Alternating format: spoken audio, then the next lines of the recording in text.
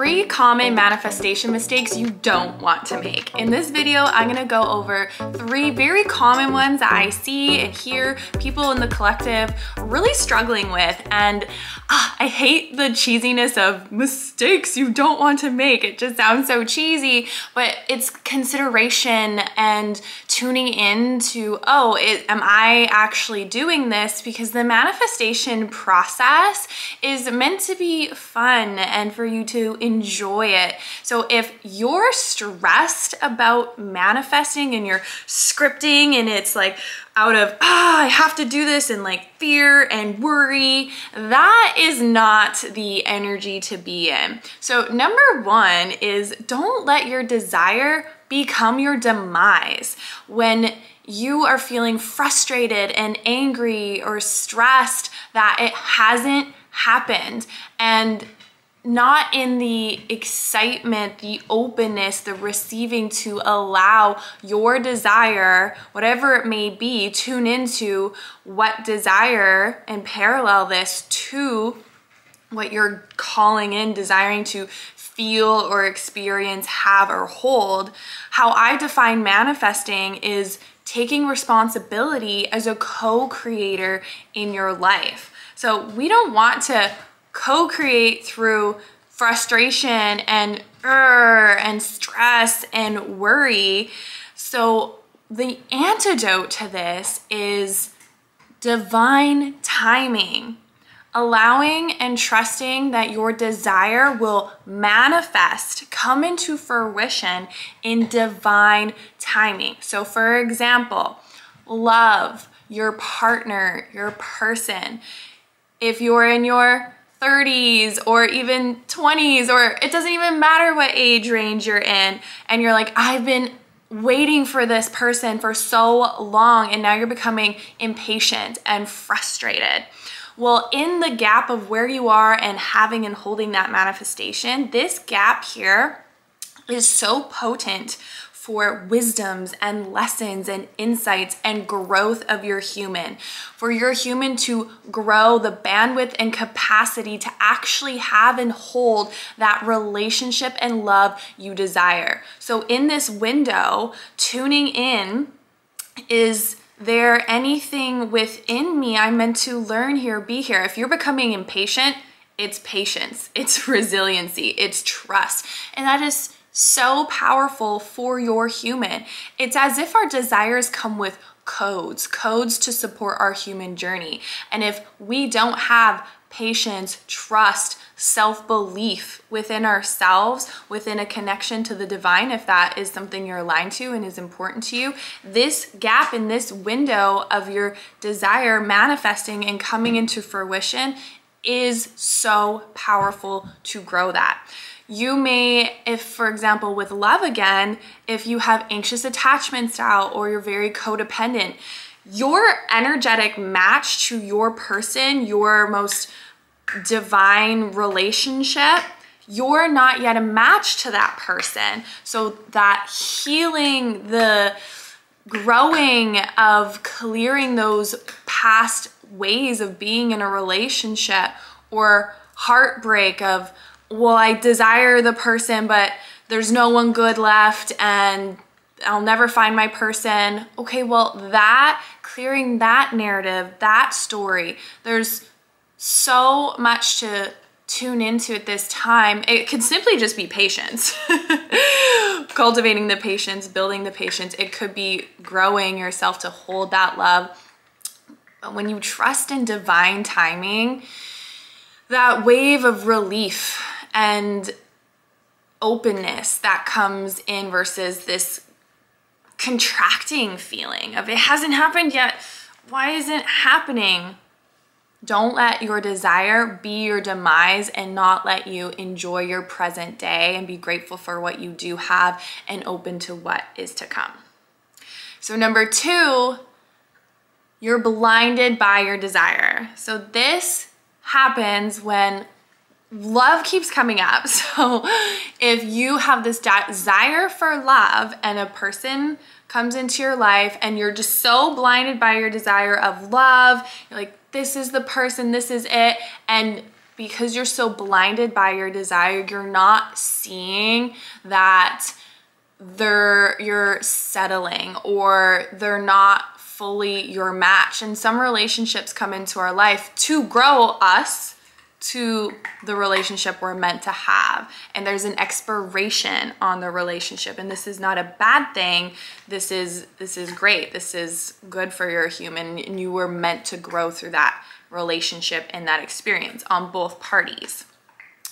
So if you're being blinded by your desire, this could also look like a desire for money and wealth, and you stray away from your authenticity to what feels good and what feels right for you in the pursuit of money, to make money, instead of being fully in alignment with your truth, what feels enjoyable and fun and great for you, and aligning to receiving money that way. So just notice if you're being blinded by your desire. And I'll give a quick personal example too here, where I so love feeling and being a powerful manifester that I love putting out great energy into the world and believing I'm attracting and drawing in things, people, and circumstances. And I get a phone call and with my phone company provider, and they're like, because you've been such a loyal customer for over a decade, which was true, we want to gift you a brand new iPhone. And I was like so excited in my head. I was like, oh, like I manifested this. I put out such good energy that I get good things back to me. And I was so blinded by that I wasn't hearing that this was a scam. And I, used to judge people who would fall for scams. So I'm like, how can't you like hear that? Like what's going on? And if you're gonna judge something, it's a great lesson for it to come to you, because that clears that judgment. And I was just could like hear, they were so good, and like, can you take the survey about your experience with us and when you call into the center? So I was just so blinded that thankfully something awoken within me, or spirit. I believe I'm so supported and guided by spirit that right at the last second before they got access to my account, I was like, this is a scam. Like it just came through. And I thankfully didn't get fully scammed. Like they didn't get access to what they were trying to get access to. And I just took a moment and I was like, wow, Meg, like yes, you are a powerful manifestor, but you don't control your reality. You influence your reality. You are a powerful co-creator, but you don't control what happens. So if there is meant to be a divine initiation, a divine challenge to overcome, something your soul came here to learn about, to experience, to move through, because that's another thing about the manifestation journey. It's not just rainbows and butterflies and sunshine. It is for sure, but there are going to be growing pains and the growth of your human. Just think of when you were younger and your legs were growing and you had those growth spurts and the pain would wake you up in the middle of the night. If that didn't happen to you, kudos to you, but this is just a really great analogy and metaphor of growing can be painful sometimes. It feels painful. You're in the gym and you're working really, really hard to break down those muscles and have them grow. That a really intense workout can be painful. So there's gonna be some moments where in your life, there's gonna be challenges and initiations that are of divine order, are meant for your soul. So that is kind of like an extra one there, that we don't control our reality. We definitely influence it and co-create it. So don't get in the trap of, well, something quote unquote bad happened to me, so how did I manifest this? What did I do? I had a client who was like, I've been in such a high vibe. My thoughts are in alignment, my beliefs, and this bad situation happened to me. And I was like, you don't control your reality. If your soul came here to experience difficult relationships, to grow and learn from that, and possibly to help and support others who have difficult relationships, how many of us have difficult relationships? You have that lived experience to support others. This is great. This is learning. This is the divine human journey. Okay. So just take inventory if you are being blinded by your desire, or pop that up to your higher self just to have as a filter of where you could be blinded by desire. Number 3, you don't enjoy the manifestation journey and process your life each day until the manifestation happens. And oh my goodness, I can only talk about these because I've lived through them, I've been through them, so I know them deeply. So this really pairs onto your desire as well, becoming your demise. We are gifted, let me give you the antidote to this. We are gifted desire to lead us, move us, guide us. We are gifted heart's desires. It's a beautiful, beautiful thing. They're not meant to make us not enjoy our life. So for example, you don't let yourself enjoy your days, feel love until the love of your person, your soulmate comes. And how many times do we hear this? We have to love ourselves, self-love, cultivate that first before we can attract or have our person. And not that you can't attract a person, of course you can be with anyone, but if you're gonna be blinded by your desires, you're just gonna be with anyone because you just don't want to be alone. If your desire is, I want love, but it's fueled by because I just don't want to be alone and I don't feel that self-love or happiness within me and I want someone else to give it to me, that's where our work is, to cultivate that within ourselves. So how can you start to cultivate that self-love and inner happiness and excitement for your desire, just being open in divine timing for when it's meant to come? Sorry if you hear some growling. My little puppy here is just wanting to make a little appearance here.